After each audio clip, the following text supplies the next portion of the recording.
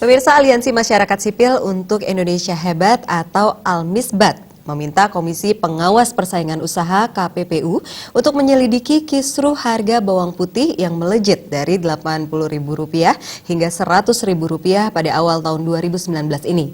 Almisbat menduga terjadi rekayasa pasar.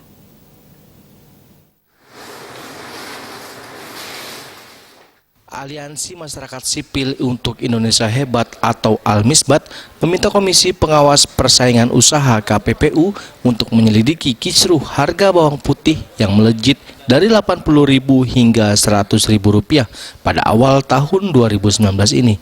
Anggota Dewan Pertimbangan Nasional Almisbat Saiful Bahari mengungkapkan adanya dugaan rekayasa pasar dan harga yang dilakukan oleh segelintir importir dengan dukungan kebijakan Kementerian Pertanian Kementan dan Kementerian Perdagangan Kemendak.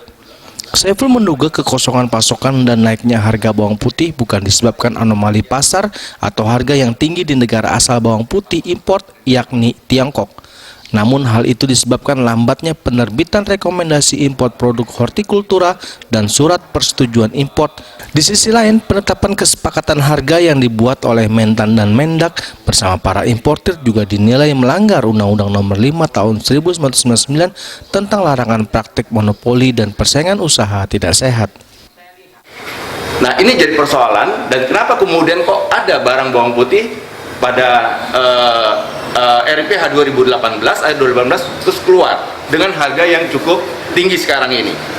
Nah, kami menduga bahwa kasus kejadian kurangnya pasokan dan harga bawang putih pada tahun 2019 ini terindikasi adanya kartel bawang putih jilid 2.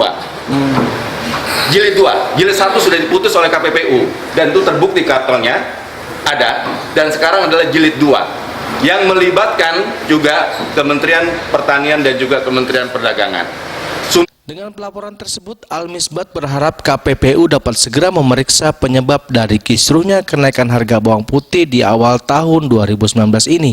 KPPU juga harus membongkar penyebab terjadinya kenaikan harga bawang putih di awal tahun 2019 dan siapa yang diuntungkan dari keterlambatan penundaan terbitnya RIPH dan SPI. Dari Jakarta, Ketut Sumadiase melaporkan.